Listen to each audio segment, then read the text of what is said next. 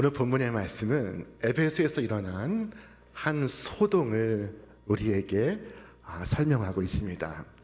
오늘 23절 말씀에 이 도로 인하여 적지 않은 소동이 있었으니 라고 말씀하고 있지만은 바로 큰 핍박이 일어났음을 의미하고 있습니다. 어떻게든 모든 것이 무사하고 태평하고 안정되기를 바라는 것이 인지상정이지만은 하나님의 역사는 반드시 그렇지만은 않습니다. 무사하고 태평하기를 바라지만 핍박이 있고, 그러나 이 핍박이 있는 가운데 하나님의 역사가 더욱 크게 번져갔습니다. 자, 그런데 이 에베소에 왜 핍박이 일어났을까요? 앞서 20절 말씀에 그 이유를 발견할 수가 있습니다. 이와 같이 주의 말씀이 힘이 있어 흥왕하여 세력을 얻으니라. 주의 말씀이 흥왕하여 많은 영혼들을 얻고 있었기 때문입니다. 많은 사람들이 주님께로 돌아왔기 때문입니다. 여러분, 아무 일도 없었다면 아무런 핍박도 없었을 것입니다. 그러나 말씀이 능력이 있어 그리고 입증하는 이적들이 일어나고 있었습니다. 많은 사람들이 주께로 돌아오고 있습니다. 교회는 부흥해 갔습니다. 그래서 핍박이 있는 것입니다. 흥미로운 사실은 게으르고 나태한 사람에게는 아무런 핍박이 없다는 것입니다. 존 버년의 철로 역정에 보면은 순례자 크리스천이 마귀와 진검승부를 벌입니다. 더러운 마귀와 생사를 건 전투를 벌입니다. 그런데 마귀와 전투하는 사람은 이 크리스천 뿐입니다. 다른 모든 사람들은 잠들어 있었습니다. 마치 무엇에 취한 것처럼 아무것도 하지 않았습니다. 그래서 마귀는 그런 상황이라면 따로 해야 할 일이 없음을 알고 그들이 계속 자도록 내버려 두었습니다. 게으름과 나태가 마귀의 역할을 대신하고 있었기 때문입니다. 배부른 돼지에게는 핍박이 없습니다. 왜 핍박이 있겠습니까? 자, 그런데 말씀이 흥왕하여 세력을 얻었기 때문에 핍박이 임하였습니다. 오늘 이 사도 바울이 훗날 그의 믿음의 아들 디모데에게 이렇게 편지를 써서 보냈습니다. 무릇 경건하게 사는 자들은 반드시 핍박을 받으리라. 무릇 경건하게 사는 자는 반드시 핍박을 겪습니다. 경건하게 살고자 하는 자에게 핍박이 있습니다. 핍박은 오히려 건강한 신앙의 증거가 되고 있습니다. 당시 에베소는 세계 4대 도시였습니다. 자, 그런데 이 에베소의 한 중심에 아데미 신전이 있었습니다. 이 신전은 그리스 아테네 아크로폴리스에 있는 파르테논 신전의 4배의 크기입니다. 높이는 18m, 길이는 130m, 저 기둥들은 모두 127개입니다. 고대 세계 7대 불가사의 중에 하나였습니다. 자, 이 신전에는 무엇이 있었을까요? 바로 아데미의 신상이 있었습니다. 그녀는 전쟁의 신이요, 사냥의 신이요, 풍요의 신이었습니다. 자, 문제가 바로 여기에 있었습니다. 이 아데미 신의 신상을 작게 모형으로 만들어 팔아왔던 것입니다. 사람들이 저 신전에서 제사를 지내고 경배를 하고 나서 나갈 때 그 조그만 신상을 구입해서 자신들의 집으로 가 그것을 모시고 그것을 섬겼던 것입니다. 자, 이 모형은 아무도 만들지 못했습니다. 전매 특허가 있었던 것입니다. 그래서 부르는 것이 값입니다.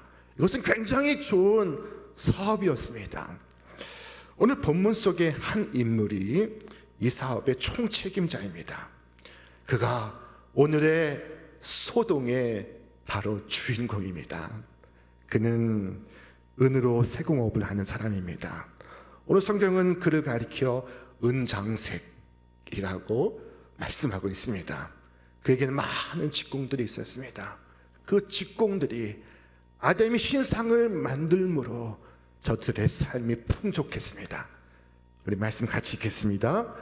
데메드리오라 하는 어떤 은장색이 은으로 아데미의 신상 모형을 만들어 직공들에게 적지 않은 벌이를 하게 하더니 그가 그 직공들과 그러한 영업하는 자들을 모아 이르되 여러분도 알거니와 우리의 풍족한 생활이 이 생업에 있는데 그런데 무슨 변고가 일어났다는 것입니다. 여러분, 이 에베소의 은장색들은 은으로 아데미 신의 신상을 만들어 팔아왔습니다. 독점적 권한을 가지고 그들은 큰 돈을 벌고 있었습니다. 그런데 바울의 복음 전파로 인해서 그들의 사업에 큰 타격을 입게 되었습니다. 그럴 수밖에 없지요. 사람의 손으로 만든 것은 신이 아니라 하였으니 당연히 신에게 경배하지 않았고 그리고 물건도 사지 않았던 것입니다. 심지어 우상들을 모아 불태우기도 했습니다. 우리가 지난주에 살펴보지 않았습니까? 에베소에 바울이 들어온 지 3년이 경과되었을 때 사람들은 더 이상 우상을 구입하지 않았습니다. 아니, 집에 있는 우상까지 다 꺼내어 불태웠습니다. 이래서 소동이 지금 일어나고 있는 것입니다. 자, 여기에서 잠시 멈추어 한번 생각해 보겠습니다. 사람들은 왜 종교를 갖는 것일까요? 오늘 우리는 왜 하나님을 믿고 있습니까? 자신의 유익을 위해서입니까? 그러나 하나님께서 말씀하시지 않으셨습니까? 너는 자기를 위하여 새긴 우상을 만들지 말고 위로 하늘에 있는 것이나 아래로 땅에 있는 것이나 땅 및 물속에 있는 것에 아무 형상이든지 만들지 말며 그것들에게 절하지 말며 그것들을 섬기지 말라. 여기서 우리가 주목해야 할 대목이 자기를 위하여 라는 말씀입니다. 여러분, 우상 숭배는 자기를 위하는 것입니다. 그 우상 넘어 그 뒤에 바로 자기 자신의 이익이 있습니다. 자기 자신의 쾌락이 있습니다.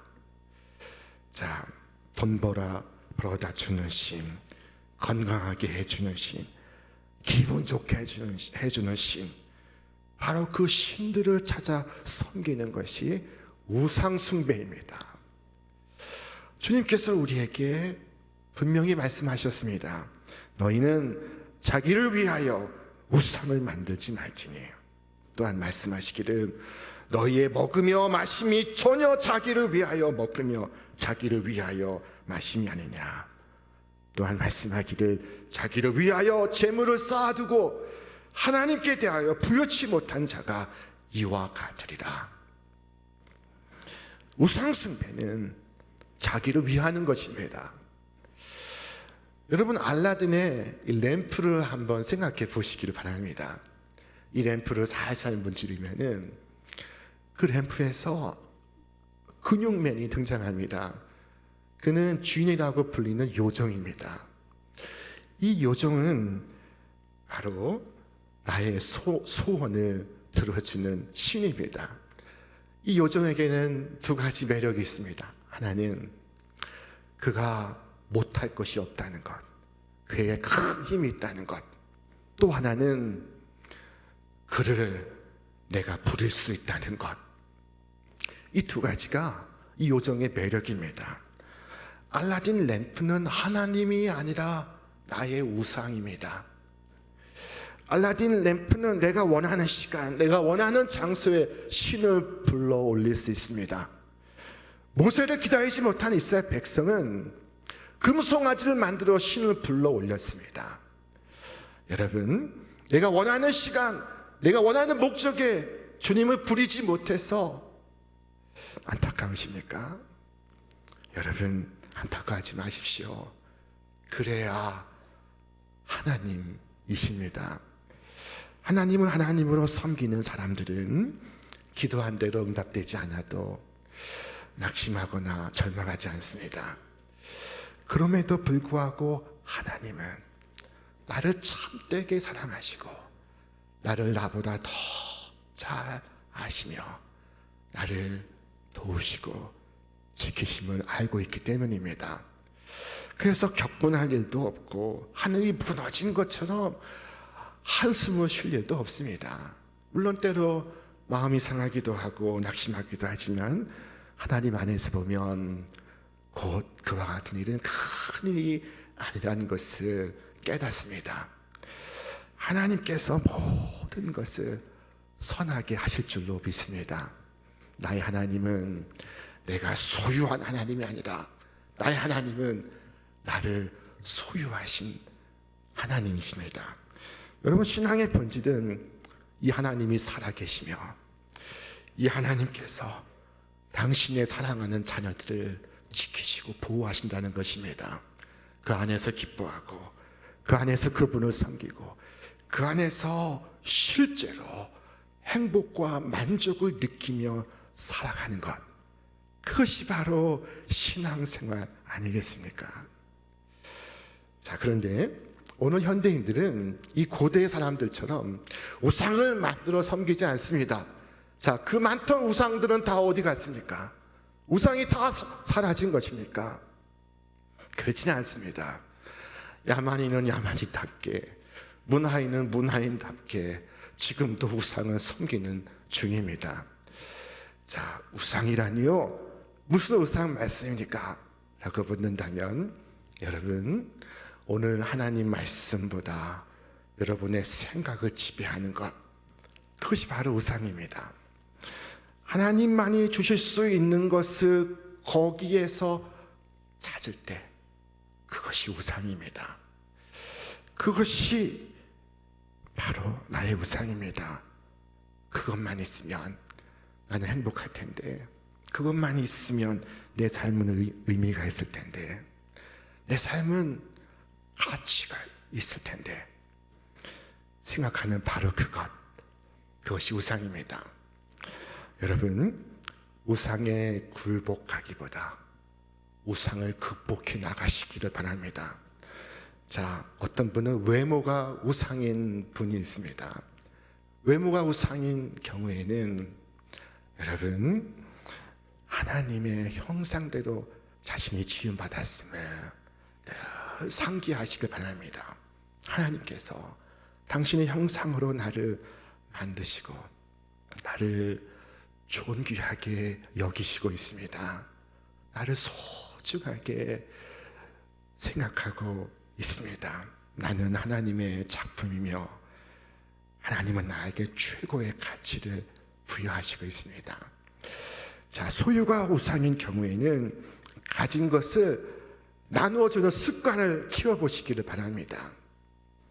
우상의 입장에서 보면은 자신을 섬기지 않고 자신을 남에게 주어버리는 것만큼 큰 모욕은 없을 것입니다. 권력이 우상이 될 때도 있습니다. 그때는 권력을 숭배하기보다 선을 이루기 위하여 권력을 썼던 성경의 인물들을 기억하시길 바랍니다. 요셉이 그러했고 느헤미야가 그러했습니다. 오늘 수많은 우상들이 섬김받는 이 시대에 오직 여러분의 마음은 온전히 여호와 하나님만을 섬기시기를 주님의 이름으로 축원합니다. 자, 그런데 지금 에베소에는 이 우상 때문에 소동이 일어났습니다. 우상을 만들어 파는 이들이 지금 소동을 이끌고 있습니다. 자, 이들이 지금 가이오와 아리스타고를 붙잡아 놓고 있습니다. 이 두 사람은 바울이 에베소에서 만났고 그리스도 안에서 동지된 사람들이었습니다. 그런데 이 두 사람을 체포해서 지금 야훼 극장으로 끌고 가는 중입니다. 이 극장에 몇 명이나 들어갈 수 있을까요? 2만 5천 명이 들어갔습니다. 그런데 지금 이 극장에 우상을 연호하는 사람들로 가득 차 있습니다. 자, 성경은 말씀하기를 그들이 이 말을 듣고 선동하는 그 말을 듣고 분노가 가득하여 외쳐 이르되 크다 에베소 사람의 아데미여. 자, 이것은 당시 종교 의식 중의 일부입니다. 그들이 2시간이나 이 구호를 외쳤다고 합니다. 크다 에베소 사람의 아데미여. 이것은 일종의 종교적 최면입니다. 저들은 지금 최면 상태에 빠져 있습니다. 지금 정신을 놓고 있습니다. 이때 바울이 그 안으로 들어가려 하나 바울의 동역자들이 그를 가로막습니다. 그를 아끼는 관리들 역시 바울을 만류합니다. 자, 그런데 오늘 본문에 아주 재미있는 말씀이 등장하고 있습니다. 사람들이 외쳐 어떤 이는 이런 말을 어떤 이는 저런 말을 하니 모인 무리가 분란하여 태반이나 어찌하여 모였는지 알지 못하였다. 여러분, 그들이 왜 모였는지 왜 떠들고 있는지 모르면서 2시간 떠들고 있는 것입니다. 이것이 군중들이었습니다. 다 떠드니까 자기도 떠들고 있습니다. 그러나 내가 여기 왜 와 있는지, 내가 지금 무엇을 떠들고 있는지를 알지 못하고 있습니다. 모인 사람들마다 서로 말이 달랐고 온통 뒤범벅이 되어서 무엇 때문에 이런 일을 행하는지 이해조차 하지 못하고 있습니다. 그런데 이 난리 속에 서기장이 마침내 등장합니다. 자, 그가 무리들을 진정을 시킵니다. 그리고 질서를 잡습니다. 그가 회중을 바라보고 으름장을 놓습니다. 너희들 이것이 불법인 줄 아는가? 혹시 원한이 있다면 재판을 받으라. 그러나 이렇게 불법적으로 진행하면 너희들이 벌을 받을 것이다. 경솔하게 행동하지 말라. 당시 로마는 아주 관대한 식민지 정책을 펼쳤습니다. 단 하나 로마가 관용하지 않던 것은 이런 불법적인 소동이었습니다. 자, 그런데 행정관이 단 위에 서서 이 난동의 어리석음과 우매함을 일러주고 그에 뒤따르는 책임을 말할 때 군중들이 정신을 차리게 되었습니다. 그리고 마치 아무 일도 없었던 것처럼 그들이 뿔뿔이 흩어져 자신들의 집으로 돌아갔습니다. 그래서 모두가 흩어지게 되었더라. 성경이 말씀하고 있습니다. 여러분, 어쩌면 저는 이 서기장이, 이 행정관이 두란노 서원에서 바울의 말씀을 들었는지 모르겠습니다. 자, 바울이 두란노 서원에서 말씀을 가르치지 않았습니까? 몇 년 동안 했습니까? 2년 동안 했습니다. 얼마나 자주 했습니까? 매일 했습니다. 자, 바울은 그 두란노 서원에서 많은 제자를 가르쳤습니다. 거기에 오늘 등장하는 인물들이 대다수입니다. 서기장, 아시아의 관리들, 이름 없는 제자들, 가이오와 아리스타고, 그리고 등장하지 않는 많은 바울의 동역자들, 동지들. 이것은 지난 두란노 서원에서 말씀을 가르친 그 결과입니다. 바울의 편에 서서 한 팀을 이루고 있습니다. 저들은 바울의 동지요 동역자들입니다. 어떤 선교지에도 이 에베소 같은 곳은 없었습니다. 여러분, 우리 신촌교회 말씀의 공동체가 이 두란노 서원과 같은 공동체가 되기를 주님의 이름으로 축원합니다. 이와 같이 함께 주님의 일을 할 수 있는 사람들이 여러분 주위에 많이 나타나기를 바랍니다. 오늘 우리는 에베소에서 일어난 한 소동을 보았습니다. 우상을 만들어 팔던 조합이 들고 일어난 소동이었습니다. 이들은 우상을 팔아서 지금까지 많은 이윤을 남겼는데 어느 날 이름도 모르고 성도 모르는 한 사나이가 들어와서 사람의 손으로 만든 것은 신이 아니라 하면서 복음을 전했습니다. 그 결과 그들의 사업이 흔들리고 있습니다. 이래서 지금 데모를 하고 있는 중입니다. 여러분 생각해 보십시오. 얼마나 놀라운 영향력입니까? 바울은 권력도 없습니다. 아름다운 외모도 없습니다. 전설에 의하면 바울은 키가 작았다고 합니다. 바울은 코가 메부리 코였다고 합니다. 바울은 머리가 벗겨진 대머리였다고 합니다. 바울은 눈이 안 좋았다고 합니다. 자, 그런데 전혀 알아줄 것 없고 알아줄 수 없는 지위도 재물도 없는 그가 들어와서 그 한 사람에게서 도시 전체가 변하고 있는 중입니다. 어둠의 권세가 물러가고 있는 중입니다. 그는 죄인을 위하여 십자가 지신 그리스도를 진솔하게 전했습니다. 그리고 그가 전한 그리스도는 에베소의 유대인뿐만 아니라 헬라인들에게 그들의 심령에 큰 위로와 소망을 주었습니다. 무학의 사람도 학문의 사람도 모두가 주님의 아름다우심에 탄복하였습니다. 주님에 대하여 듣는 것만으로도 그들의 심령은 만족을 누릴 수 있었습니다. 여러분, 오늘 나는 어떻습니까?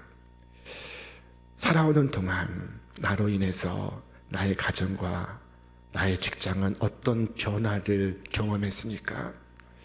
나로 인해 나의 배우자와 자녀들은 삶에 어떤 변화를 맞았습니까? 여러분, 여러분의 가족과 여러분의 동료들에게도 이 그리스도를 전하시기를 바랍니다. 비록 투박한 말일지라도 진솔하게 구주를 전하시기를 바랍니다. 내가 색칠하고 내가 윤을 내지 않아도 주님은 찬란히 빛나는 보석입니다. 여러분, 여러분이 오늘 보냄받은 그 자리에서 이와 같이 주 예수 그리스도의 거룩한 도구로 아름다운 증인으로 신실하게 쓰임받을 수 있기를 주님의 이름으로 축원합니다.